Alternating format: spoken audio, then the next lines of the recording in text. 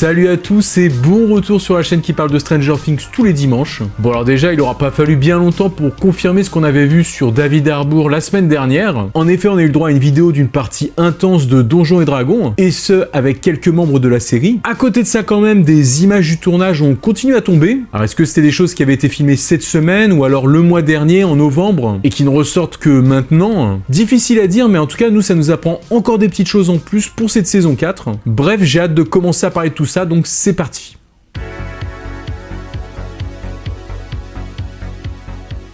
Voilà, on l'a vu ensemble la semaine dernière. David Harbour nous avait teasé une vidéo par rapport à Donjons et Dragons pour les jours qui venaient. Et en effet, dans la semaine, on a eu plus de détails. Ça sortirait le vendredi 18 décembre sur la chaîne YouTube consacrée à Stranger Things. Et alors du coup, qu'est-ce que ça donnait? Petit récap.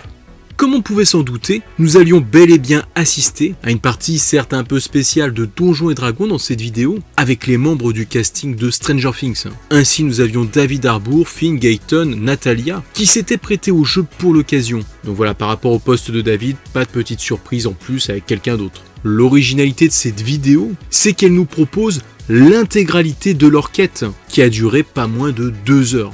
Bon alors après, pour le moment, il n'y a pas de version sous-titrée. Comme vous l'imaginez, c'est tout en anglais. Donc si vous avez un niveau un peu faiblard comme moi, bon courage pour ce cours intensif. Bon après, franchement, j'ai dû prendre au moins 2 points d'XP d'anglais au bout des 2 heures. En tout cas, ça se regarde bien quand même. Je vous préviendrai si je trouve une version sous-titrée qui arrive, et idem pour vous si vous en voyez une avant.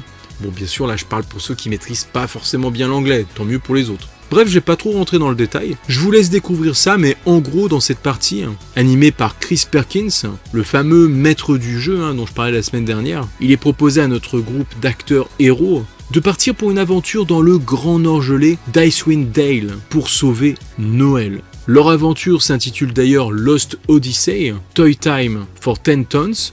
Pour ce faire, bien sûr, ils ont au préalable chacun préparé leur petite fiche perso, avec des histoires assez amusantes, et comme vous l'imaginez, sur leur route, ils devront affronter des créatures. Donc voilà, ce qui est vraiment intéressant aussi, c'est que ça permet pour les profanes de mieux comprendre les mécaniques de ce genre de jeu, surtout avec une partie qui est retransmise intégralement. Je pensais qu'on aurait peut-être juste une sorte de compile des meilleurs moments, mais là c'est vrai que c'est plus intéressant parce que ça permet de rentrer vraiment avec eux dans l'aventure, de s'investir. Et puis ça permet de rappeler que de toute façon, une partie de Donjons et Dragons, c'est long, c'est souvent 2 heures faciles, très facile. En tout cas, les acteurs ont vraiment bien joué le jeu, tout en prenant du plaisir et en restant fun, ce qui donne au final une ambiance très sympathique. Et ce petit cadeau de Noël en avance nous permet un peu de patienter en attendant la suite de la série. Voilà, donc ça reste vraiment une vidéo à découvrir. Voilà, donc honnêtement, ça fait plaisir de retrouver des acteurs de Stranger Things pour passer ce petit moment bon enfant. C'était plutôt cool, et en plus avec Donjons et Dragons, j'ai envie de dire qu'on revient aux fondamentaux de la série. Bon alors par contre, est-ce que ça suffisait pour nous faire patienter en attendant cette saison 4, en attendant un vrai trailer? Bon vous me direz ce que vous en pensez en commentaire, mais clairement pour moi, pas trop. Il manque quand même quelques nouvelles petites infos officielles pour cette saison 4. Alors du coup, la grande question, est-ce que c'était ça, cette vidéo qui était en préparation pour le mois de décembre? C'est possible, mais ça m'étonne, j'espère qu'il nous prépare quand même encore autre chose, cette fois-ci qui rentre dans le vif du sujet avec du vrai teasing. De toute façon, il reste encore quelques jours d'ici la fin de l'année, avec des événements à venir comme Noël ou Jour de l'An. Je pense qu'il y a moyen qu'il nous réserve encore quelques petites surprises. En tout cas, si vous l'avez pas déjà fait, n'hésitez pas à voir cette petite partie de Donjons et Dragons très sympathique, ma foi. Comme d'hab, je vous mettrai le lien en description.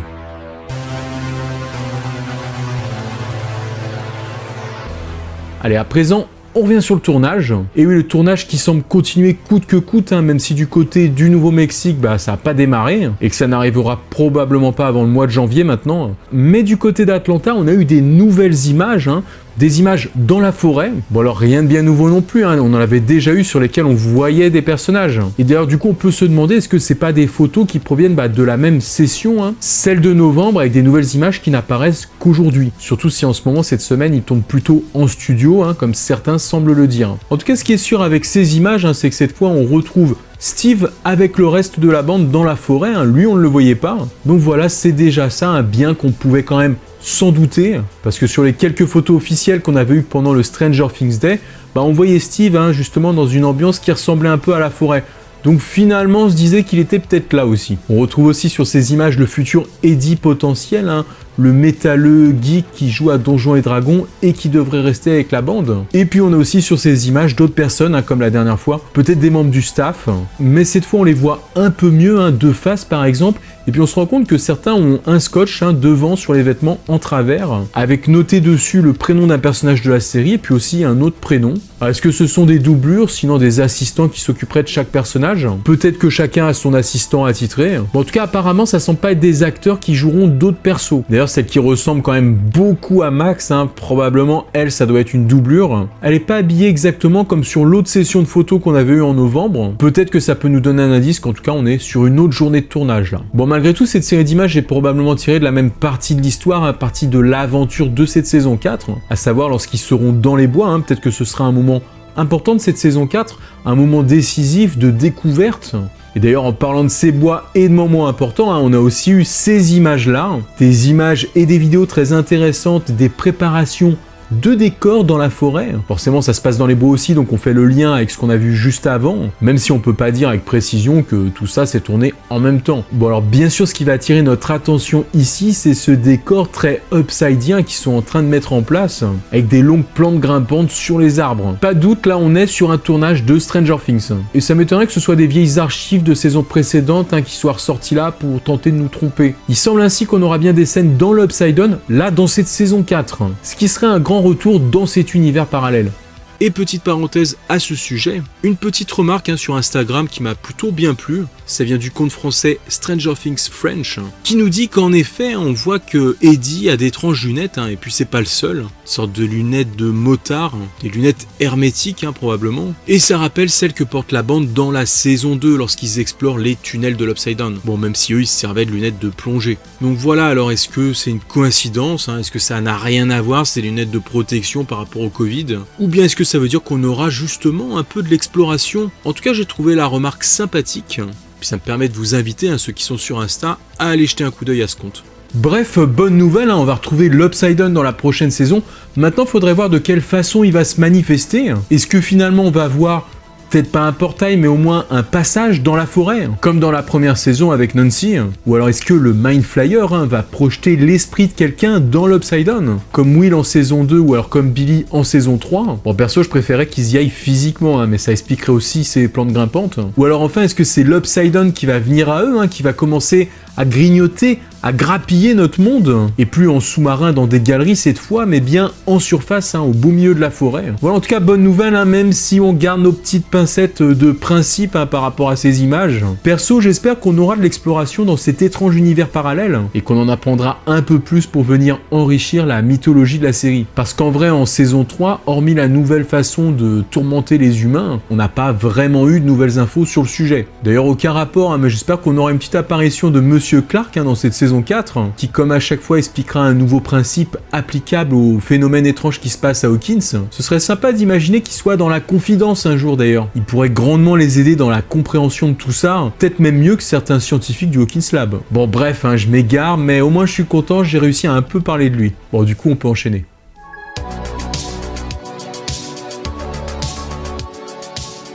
Cette semaine, on passe voir ce que fait Finn Wolfhard lorsqu'il ne tourne pas. Et en effet, le 13 décembre dernier, il proposait avec son duo The Aubrays un petit concert, une petite session live retransmise sur YouTube au Neptune Records à Vancouver. Du coup, forcément, on peut se dire qu'il fait pas partie de ceux qui tournent en Géorgie, là en attendant le tournage au Nouveau-Mexique. En tout cas, vous pouvez profiter de cette prestation musicale sur YouTube, et puis comme d'hab, je vous mettrai le lien en description. On retrouvera aussi Finn qui prêtera sa voix dans le premier long métrage d'animation de Jesse Eisenberg. Putain, j'adore son nom de famille à lui. Le long métrage se nommera When You Finish Saving the World. D'ailleurs, il prêtera aussi sa voix pour l'animé de Pinocchio préparé sur Netflix, qui devrait sortir l'année prochaine. Et puis n'oublions pas aussi qu'on devrait le voir dans le nouveau Ghostbuster, qui a été pas mal reporté déjà. La date de sortie actuelle, c'est juin 2021. Bon, c'est pas dans peu de temps non plus, donc j'espère que cette fois, ce sera la bonne. À côté de ça, pour terminer, on a David Harbour qui s'est un peu exprimé à propos de la saison 4 et de Stranger Things pour People. Bon alors c'est vrai qu'il s'est déjà pas mal exprimé sur pas mal de choses, et on l'en remercie d'ailleurs. Donc ici il insiste vraiment sur le fait que les personnages, et puis son personnage en particulier,